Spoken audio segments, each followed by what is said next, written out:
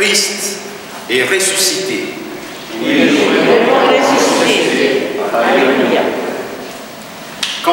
Cantique 92, le psaume 92.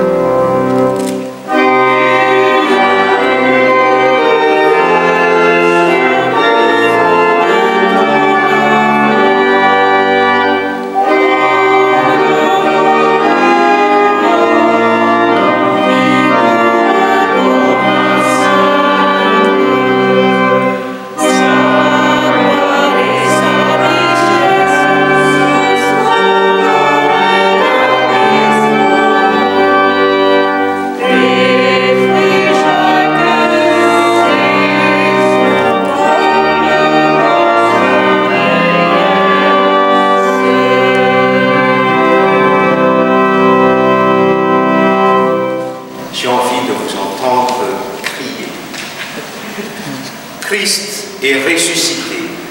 Oui, il est vraiment ressuscité. Alléluia. Ô Dieu, viens à mon aide. Seigneur, à toi de nous secourir. Au nom du Père et du Fils et du Saint-Esprit. Amen. Cantique 45-08. Tu m'as aimé, Seigneur. Amen.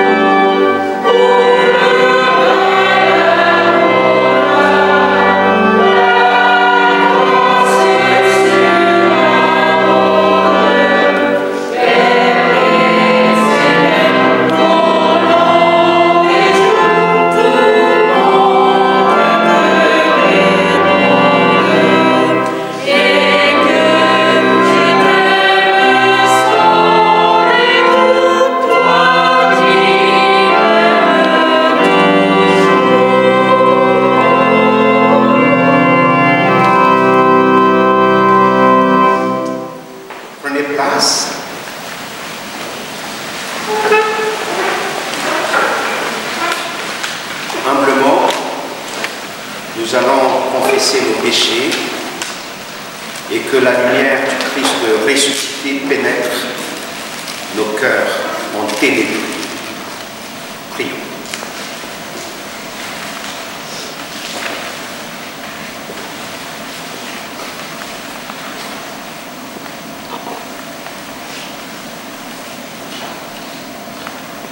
Béni sois-tu, Seigneur Jésus, toi qui nous appelles à témoigner de ta résurrection autour de nous et jusqu'aux extrémités de la terre.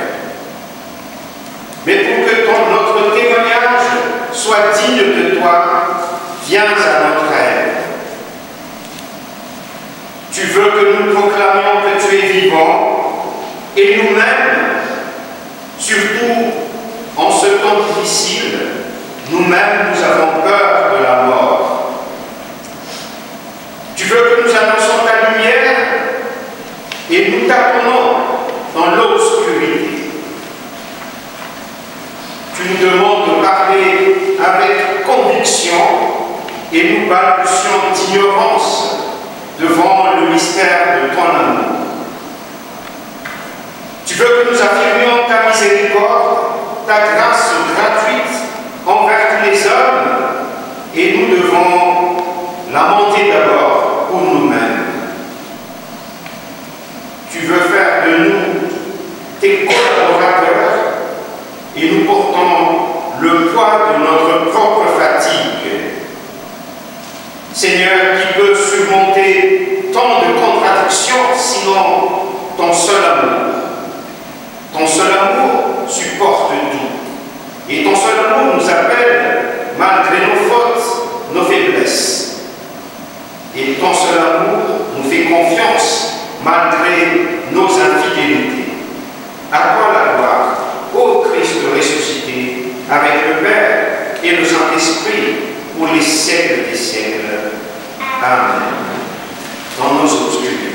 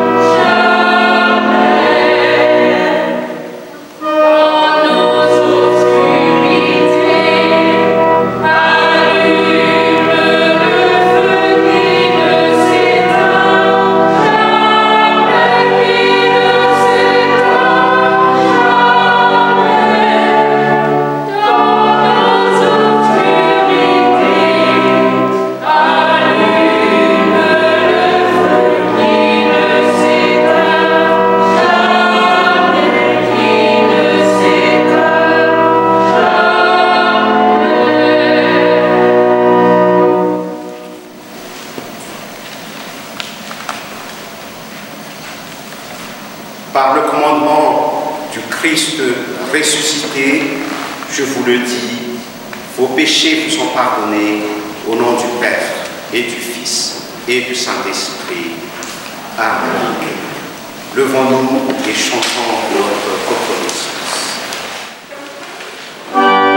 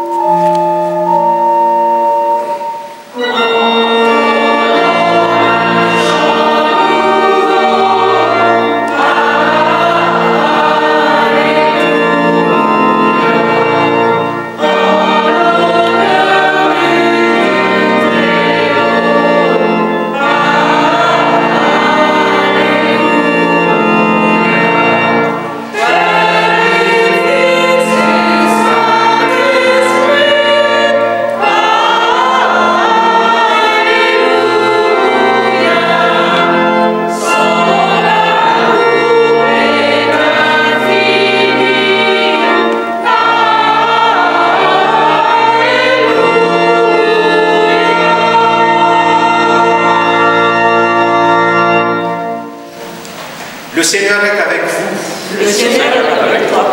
En paix, prions ensemble.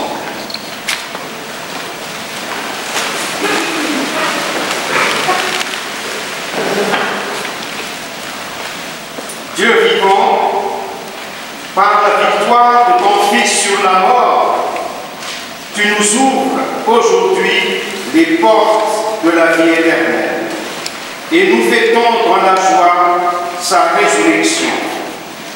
Fais de nous des hommes nouveaux pour que nous ressuscitions dans la lumière de la vraie vie avec Jésus-Christ, ton Fils, notre Seigneur, qui vit et qui règne avec toi, Père, et le Saint-Esprit, un seul Dieu pour les siècles des siècles.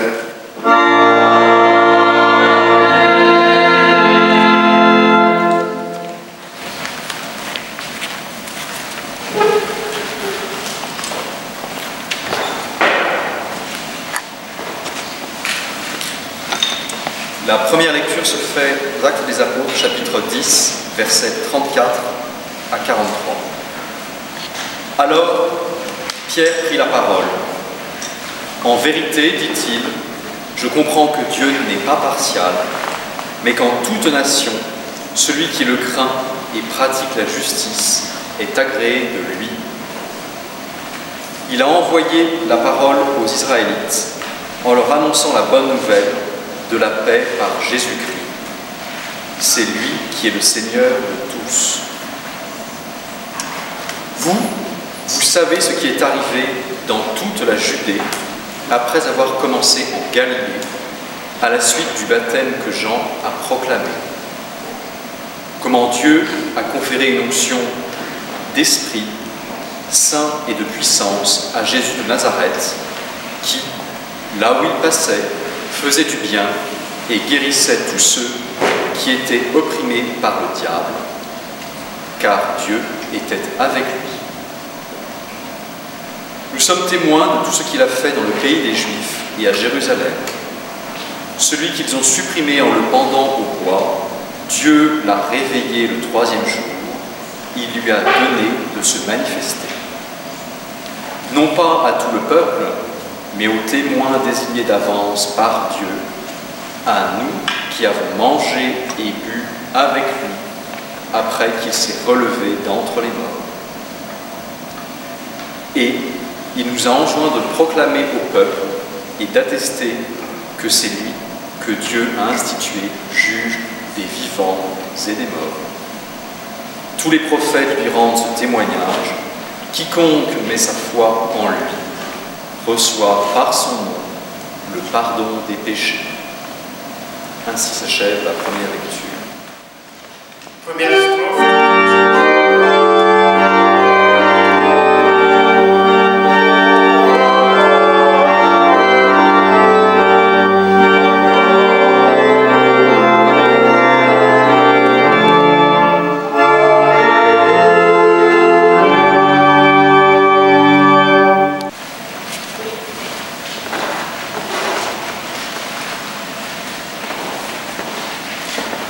Deuxième lecture, livre Colossiens, chapitre 3, versets 1 à 4. Si donc vous vous êtes réveillés avec le Christ, cherchez les choses d'en haut, où le Christ est assis à la droite de Dieu. Pensez à ce qui est en haut, et non pas à ce qui est sur la terre. Car vous êtes morts, et votre vie est cachée avec le Christ en Dieu. Quand le Christ, votre vie, se manifestera, alors vous aussi, vous vous manifesterez avec lui dans la gloire. Ainsi s'achève la deuxième lecture.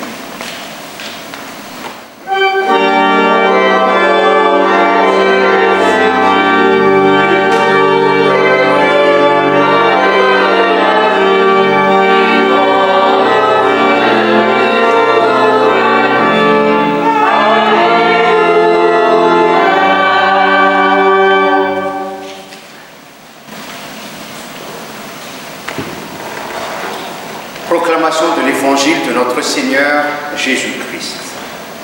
Évangile selon saint Marc, au chapitre 16. Lorsque le sabbat fut passé, Marie de Magdala, Marie, mère de Jacques, et Salomé achèteront des aromates afin d'aller embaumer Jésus. Le premier jour de la semaine, elles se rendirent au sépulcre de grand matin, comme le soleil venait de se lever. Elles disaient entre elles: qui nous roulera la pierre loin de l'entrée du sépulcre? Et levant les yeux, elles aperçurent que la pierre, qui était très grande, avait été roulée. Elles entrèrent dans le sépulcre, virent un jeune homme assis à droite, vêtu d'une robe blanche, et elles furent épouvantées. Il leur dit: ne vous épouvantez pas. Vous cherchez Jésus de Nazareth, qui a été crucifié.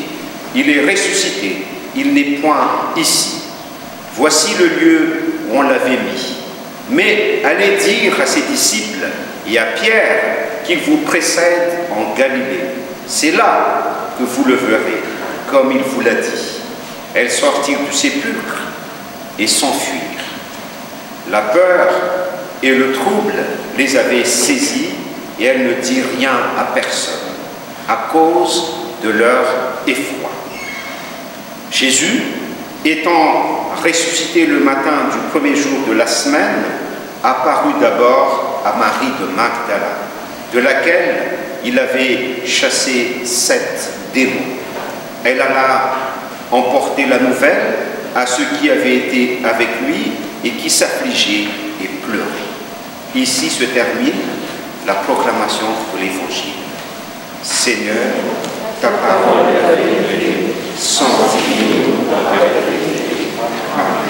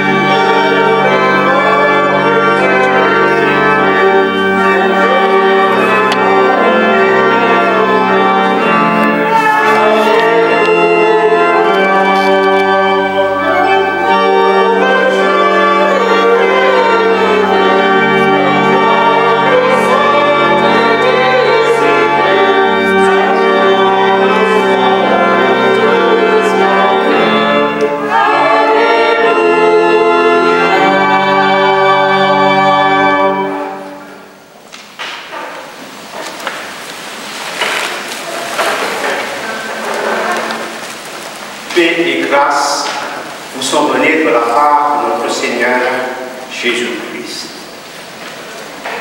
Chers amis, il est toujours difficile, quand on est croyant ou on essaie de l'être, il est toujours difficile de dire à ceux qui ne le sont pas qu'il leur manque Dieu.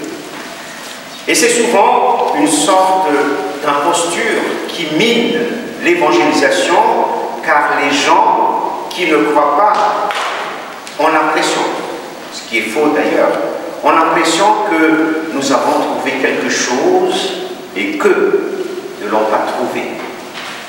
Or, le problème, c'est que nous n'avons rien trouvé et que nous cherchons.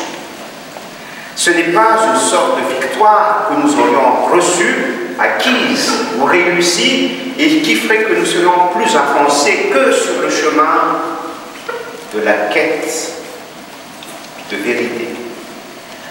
La seule chose qui nous différencie et qui leur est très difficile à discerner, c'est que nous ne trompons pas dans notre manière de chercher.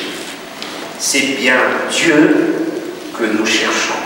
Lui qui ne se laisse pas saisir, lui qui se dérobe tout en étant présent, c'est sa manière d'être, mais que cette quête nous fait vivre, nous anime, mais parfois nous tourmente.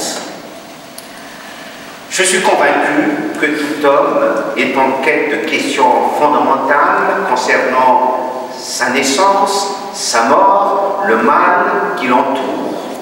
Le monde et ces informations, le monde et la solidarité que nous éprouvons les uns pour les autres nous obligent à nous poser la question fondamentale qui touche à l'origine de la vie et à la fin de la vie. Les hommes ne peuvent pas faire autrement que d'inventer des solutions provisoires de substitution. Mais ils se trompent parfois de cible. Ils se trompent de figure libératrice. Ils se trompent de figure divine.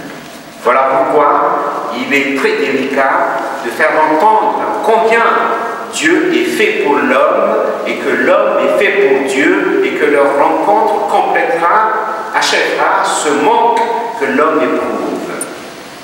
Mais nous, croyants, nous confessons que c'est bien Dieu que nous cherchons, et s'il y en a une qui a éprouvé fondamentalement dans son corps et dans son âme ce manque de Dieu, cette quête de Dieu, c'est Marie de Magdala.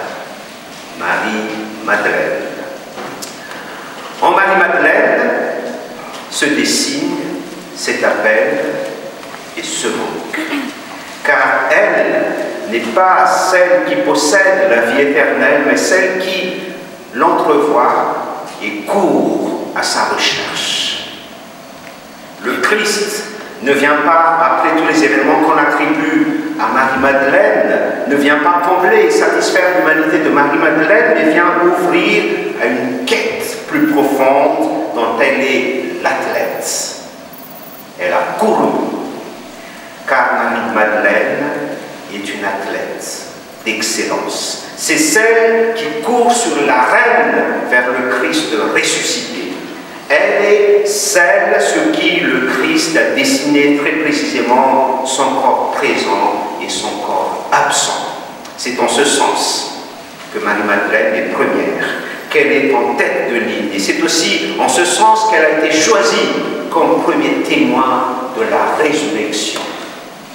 Ce n'est pas Pierre, ce n'est pas Jean, ce n'est pas Matthieu, c'est Marie-Madeleine, le premier apôtre de la résurrection. Qui est Marie-Madeleine? Marie était née à Magdala, d'où le nom Marie de Magdala, une petite cité aujourd'hui détruite, au bord de la mer de Tibériade. Elle était née dans le paysage qui a vu les appels et les premiers pas des disciples de Jésus, la marche de Pierre sur les eaux, la tempête apaisée, la multiplication des pains, la confession de Pierre. Sur ces rivages qui verront un jour apparaître le Seigneur ressuscité et la pêche miraculeuse. Mais elle était restée peu de temps dans ce village et très vite, elle avait gagné Jérusalem. Elle vivait non pas sous les portiques du temple ou dans les rues, mais dans les arrière-boutiques et dans les bas-fonds de la ville de Jérusalem. Marie-Madeleine était rejetée car elle était prostituée. Se cachant le jour, elle vivait surtout la nuit. C'est peut-être pour cela qu'au matin de Pâques, Marie-Madeleine est venue à son heure habituelle, très tôt le matin, quand il fait encore nuit, auprès du taureau, car c'est à cette heure-là qu'elle rentrait chez elle après sa nuit. Cependant, un jour, elle s'est rendue chez Simon, le pharisien. Non pas pour le voir lui, mais parce qu'elle savait qu'il y avait là, ce soir-là, un certain Jésus qui venait du même pays qu'elle, de Galilée, des bords du lac. Et là, avec un parfum riche, elle qui était pauvre, elle répand au pied du Christ le baume de son repentir, l'eau claire de ses pleurs. Et c'est à ce moment-là que le Christ dit à elle et à l'humanité tout entière, c'est-à-dire à nous-mêmes aujourd'hui, tes péchés te sont vraiment pardonnés uniquement parce que tu as beaucoup aimé. C'est la seule raison que Jésus donne pour le pardon des péchés. Chers frères et sœurs, on ne sera jugé que par l'amour et sur l'amour. À chacun de nous, la question qui se pose, c'est « As-tu aimé ?» Pierre, m'aimes-tu? C'est la question que j'ai lui poser après sa résurrection. Marie de Magdala, désormais suivra le Christ, allant et venant à Jérusalem, l'accompagnant en Samarie, en Galilée. Elle sera là, au pied de la croix, avec quelques autres femmes. Elle ne dormira pas de 3 jours et de 3 nuits. Et le matin, elle court de bonheur au tombeau. Et là encore, elle pleure. C'est à ce moment-là qu'elle entend, pour la première fois peut-être de sa vie, son nom qui veut dire « toi qui vois ». Marie veut dire « toi qui vois ». Le Seigneur ressuscité est apparu d'abord à la prostituée repentie. Et c'est à elle, et à elle d'abord, qu'il s'est manifesté dans sa gloire. C'est à elle, et à elle d'abord, qu'il a demandé d'annoncer la résurrection aux disciples, tourmentés, affligés, et à tout le monde. C'est à une femme, de plus, une ancienne prostituée, que Jésus est d'abord apparu. Nous sommes là au cœur de la manifestation de l'amour de Dieu. Nous sommes là au plus profond de l'amour de Dieu. L'amour de Dieu se révèle dans sa profondeur lorsqu'il touche, lorsqu'il atteint le fond d'un cœur ouvert et blessé par le péché. Mais Marie-Madeleine, ce n'est pas seulement cette femme de Galilée et de Jérusalem. Il faut bien se le dire, c'est chacun d'entre nous. L'histoire de l'humanité, c'est l'histoire de Marie-Madeleine. Un cœur broyé par le péché, c'est-à-dire gaspillé par un amour qui ne sait pas aimer, mais par un amour quand même. L'histoire de l'humanité, c'est ce cœur broyé par le péché qui veut aimer, qui aime mal, qui aime très mal, mais qui veut aimer quand même. L'humanité, telle Marie-Madeleine qui cherche l'amour, ne voit que la mort au bout de l'horizon. L'humanité, telle Marie-Madeleine, a les yeux tournés vers le tombeau, vers la mort. Elle n'est pas dans le tombeau, mais elle a les yeux tournés vers la mort. De cette mort, il ne reste rien, c'est une place vide, dessinée par les 2 anges qui se tiennent l'un à la tête, l'autre au pied où était posé le corps de Jésus. Et là, je cite l'évangile de Jean, pas l'évangile de Marc. La mort est vide. Et l'humanité, telle Marie-Madeleine, voit d'abord que cette mort est vidée de l'intérieur, comme qu'au bord de cette mort se tiennent des anges, le début du monde invisible, l'annonce d'un autre monde que celui de la mort. Et ce monde invisible interroge l'humanité visible. Pourquoi pleures-tu? Pourquoi te lamentes-tu? Pourquoi tu es affligé? Il interroge notre cœur, notre âme, tout tourné vers le tragique et les blessures que notre vie, que la vie nous a infligées ou nous afflige. Et cette interrogation est pleine d'une forte intention, non pas pour nous détourner du mal, de la blessure, mais pour nous inviter à pressentir une autre présence qui n'est pas de notre côté, qui est de notre côté, juste derrière. Marie-Madeleine se retourne et voit Jésus.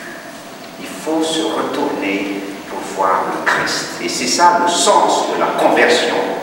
La vie n'est pas du côté de la mort. Le mouvement de la résurrection qui a pris feu dans la nuit pascale a commencé sans témoin. Et ce salut qui a commencé dans le cœur de Dieu a commencé même avant la création du monde. C'est un mouvement qui renverse, qui transforme, qui modifie. Il a commencé sans qu'aucun cœur humain ne le pressente. Nous ne pouvons saisir la délivrance, le salut que dans son trajet, dans son parcours. De même que le soleil levant, image du Christ, nous n'en saisissons qu'au moment de son parcours. Le mouvement de la résurrection qui a commencé dans la nuit pascale, dans la nuit du monde, et qui parcourt traverse le monde a commencé avant nous, avant qu'un œil ne puisse le voir et qu'aucun cœur humain ne puisse le sentir. Alors, qu'est-ce qui a ouvert les yeux de Marie-Madeleine pour qu'elle voie le ressuscité? L'Évangile nous le dit. C'est la parole même du Christ. Le temps de savoir quand il l'appelle par son nom Marie. Ainsi, la voix du Christ est si profondément entrée dans le cœur de Marie-Madeleine qu'elle lui a permis que ses yeux s'ouvrent et que celui qu'elle croyait être le jardinier, donc qui avait une apparence banale, quelconque, pas spécialement familière, que celui-là tout à coup lui apparaisse comme celui qu'il est vraiment, son bien-aimé, le Christ ressuscité. Cette intonation de la voix du Christ, cette manière de l'appeler par son nom, c'est toute la vie de Marie-Madeleine. Un jour, elle est venue chargée du mal, du péché. Elle a pleuré aux pieds de Jésus et il lui a dit « Parce que tu as beaucoup aimé, tous tes péchés sont pardonnés. » Cette manière dont le Christ parle à Marie-Madeleine est une manière unique. Car Jésus a une manière de parler à chacun d'entre nous qui ne ressemble à aucun autre. Nous ne sommes pas des numéros dans une foule, dans la société, dans une église.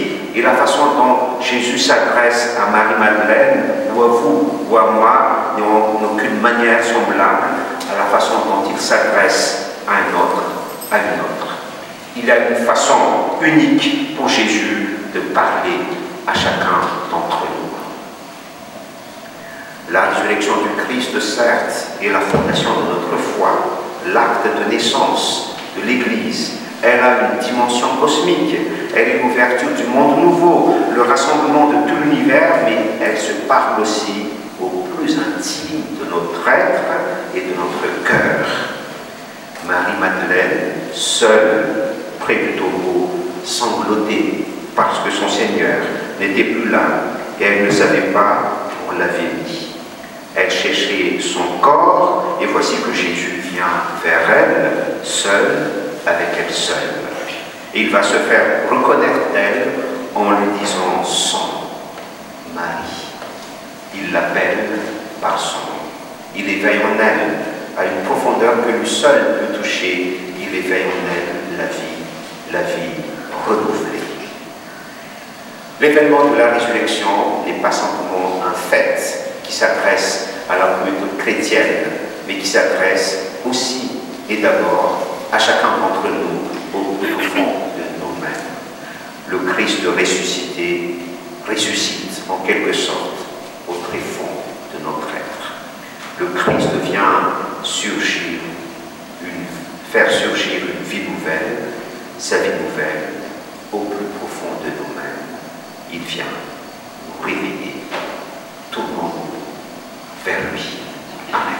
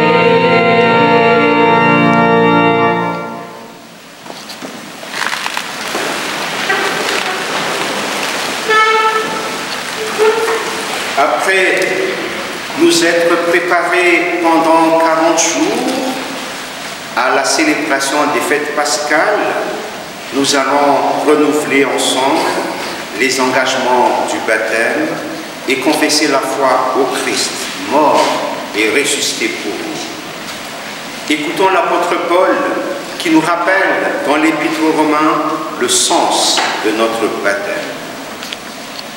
Ignorez-vous que nous tous, baptisés en Jésus-Christ, c'est en sa mort que nous avons été baptisés. Par le baptême, en sa mort, nous avons donc été ensevelis avec lui, afin que, comme le Christ est ressuscité des morts par la gloire du Père, nous menions, nous aussi, une vie nouvelle. Car si nous avons été totalement unis, assimilés à sa mort, nous le serons aussi à sa résurrection. Comprenons bien ceci. Notre vieil homme a été crucifié avec lui pour que soit détruit ce corps de péché et qu'ainsi nous ne soyons plus esclaves du péché. Car celui qui est mort est libéré du péché. Mais si nous sommes morts avec Christ, nous croyons que nous vivrons aussi avec lui. Nous le savons en effet, ressuscité des morts, Christ ne meurt plus, la mort sur lui n'a plus d'empire, car en mourant, c'est au péché qu'il est mort une fois pour toutes. Vivant, c'est pour Dieu qu'il vit. De même, vous aussi, considérez que vous êtes morts au péché et vivants pour Dieu en Jésus-Christ. Je vous invite à vous lever.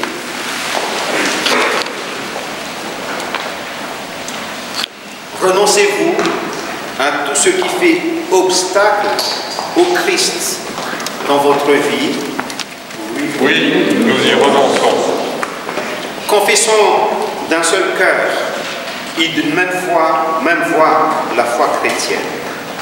Dieu, le Père Tout-Puissant, Créateur du ciel et de la terre, et en Jésus-Christ, son Fils unique, notre Seigneur, qui a été conçu du Saint-Esprit, qui est né de la Vierge Marie. Il a souffert sur Ponce Pilate, il a été crucifié, il est mort, il a été enseveli, il est descendu aux enfers. Le troisième jour, il est ressuscité des morts, il est monté au ciel, il est assis à la droite de Dieu, le Père Tout-Puissant, et il viendra juger les vivants et les morts. Je crois en l'Esprit Saint, à la Sainte Église universelle, à la communion des saints, à la rémission des péchés, à la résurrection de la chair et à la vie éternelle. Amen. Voulez-vous persévérer avec l'Église dans la foi, l'espérance et l'amour? Oui, Jésus-Christ est le Seigneur. Vous tous qui avez été baptisés dans le Christ, vous avez revêtu le Christ. Que le Dieu Tout-Puissant, le Père de notre Seigneur Jésus-Christ, qui nous a fait renaître par l'eau et l'Esprit Saint, nous garde encore par sa grâce dans le Christ, notre Seigneur, pour la vie éternelle. Amen. Chantons, viens Saint-Esprit, Dieu Créateur. 35, c'est bon. Amen.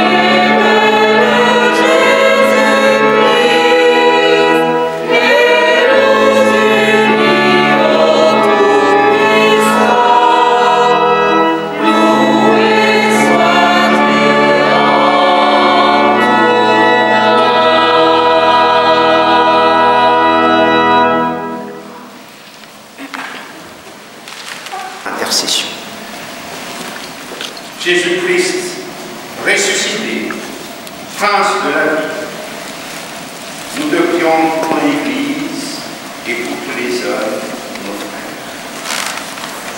Toi qui combles de ta paix et de ta joie tous les croyants, fais-nous vivre de ta vie et marcher dans la joie de ta victoire. Augmente notre foi afin que nous proclamions avec force ta résurrection victorieuse. Sauve l'humanité asservie au péché et vouée à la mort. Toi qui n'es entré dans ta gloire qu'à travers beaucoup de souffrances, viens au secours de tous ceux qui souffrent. Selon ta promesse, change leur tristesse en joie par la foi en ton triomphe. Console et fortifie ceux qui traversent l'épreuve du deuil. Éveille dans leur cœur l'espérance de la vie éternelle. Affermis les faibles dans la foi. Déploie en faveur des malades ton pouvoir de guérison. Soutiens les plus âgés dans les forces d'équilibre. Rassure les mourants par ta présence qui sauve. Et d'aide de faire pour nous, Seigneur, ce que nous demandons en ton nom, en silence, dans le secret de nos cœurs, afin que le Père soit glorifié dans le Fils, mais aussi dans notre vie. Amen.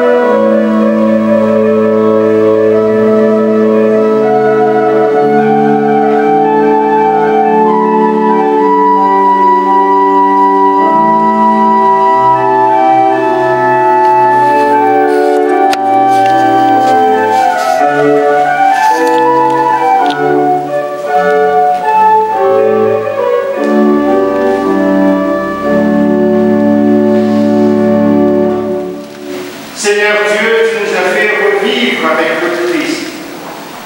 Que pourrons-nous te rendre pour tant de grâce et tant d'amour? Accepte cette offrande en humble hommage d'adoration. C'est de toi, par toi et pour toi que sont toutes choses. À toi la gloire, maintenant et toujours. Amen.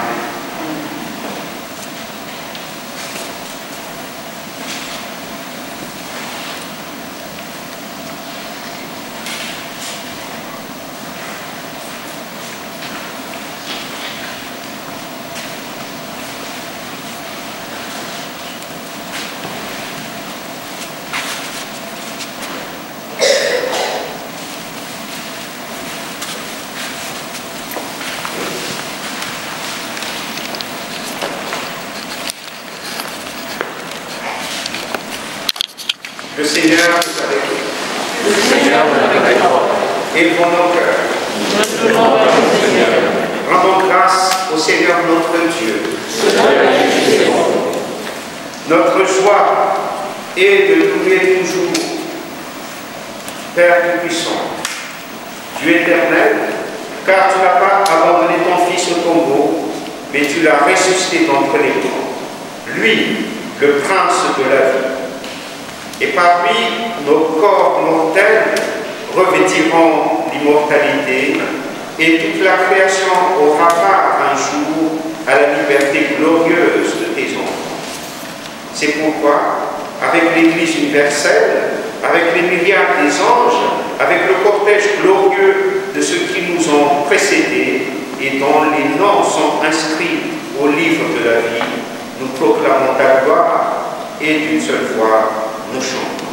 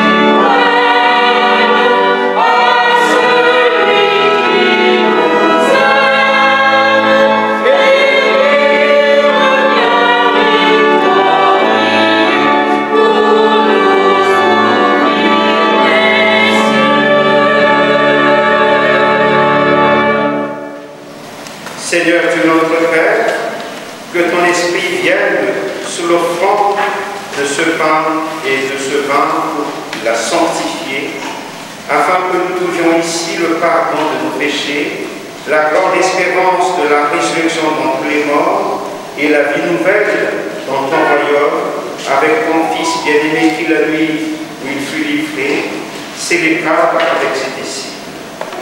Il prit du pain, et après avoir rendu grâce, le rendit et le leur donnant, disant, prenez et mangez. Ceci est mon corps donné pour vous. Faites ceci en mémorial de moi. De même, après le repas, Jésus prit une coupe. Et après avoir rendu grâce, il la leur donnant, disant, buvez-en tous, car ceci est mon sang. Le sang de la nouvelle alliance est rendu pour vous et pour la multitude, pour le pardon des péchés. Faites ceci chaque fois que je vous envoierai en mémorial de moi. Que toute créature fasse silence avant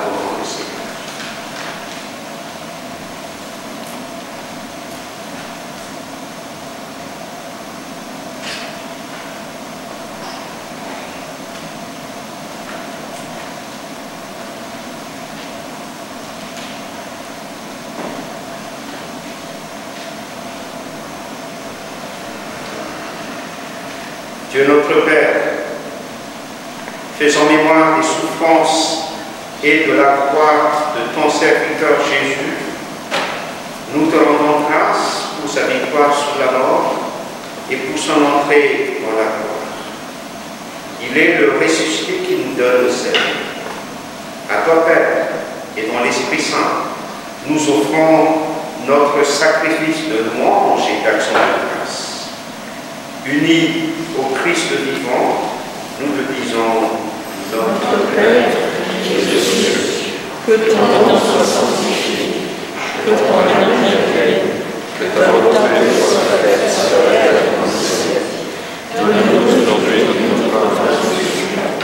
Pardonne-nous nos offenses, comme nous pardonnons aussi à ceux qui nous ont offensés. Et ne nous laisse pas entrer en tentation, mais délivre-nous du mal. Car c'est à toi qu'est la règne, le règne, la puissance et la gloire, pour les siècles des siècles. Amen. Que la paix du Christ soit toujours avec vous. Que la paix du Christ soit toujours avec vous.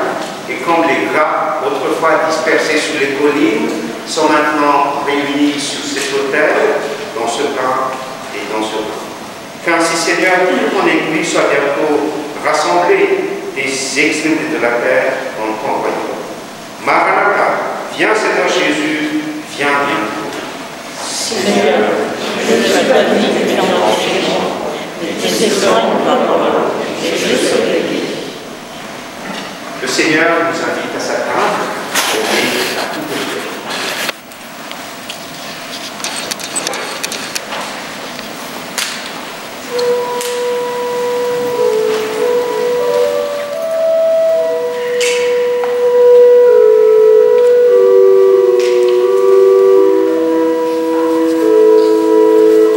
Nous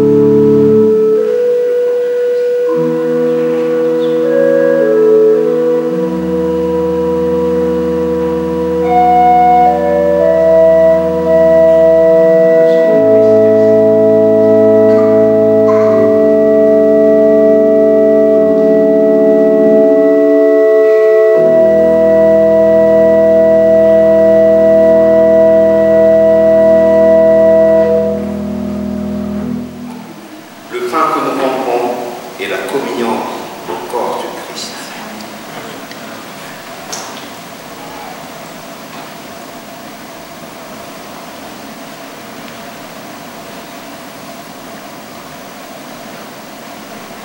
La coupe pour laquelle nous rendons grâce est la communion au sang du Christ.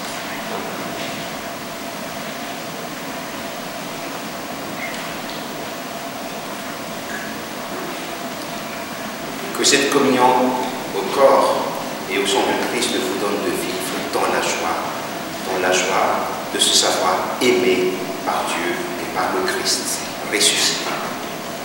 Amen.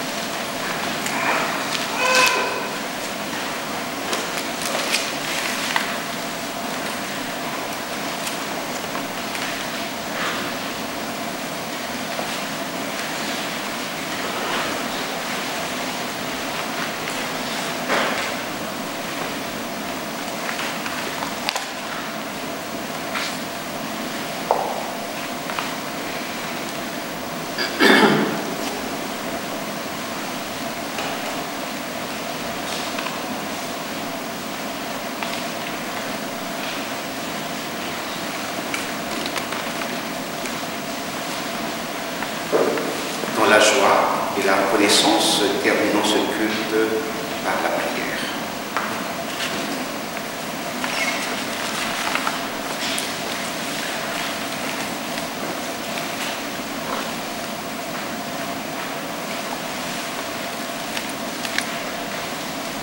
Dieu notre Père, en ce jour, tu nous montres que l'amour est plus fort que la mort. Augmente notre allégresse et notre espérance à la mesure de la victoire remportée par Jésus ressuscité.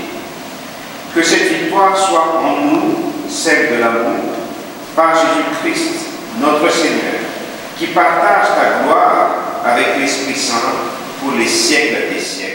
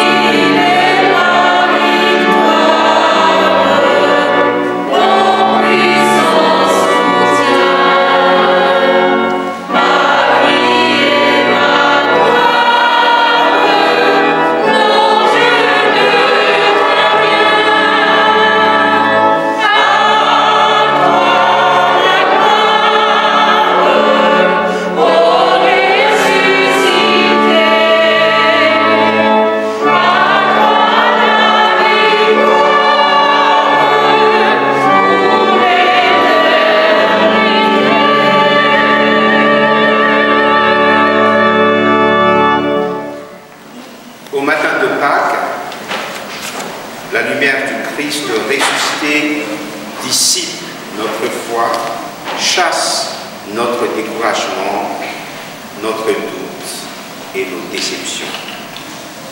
Que le Dieu de l'espérance vous remplisse de toute joie et de toute paix dans la foi pour que vous débordiez d'espérance par la puissance du Saint-Esprit.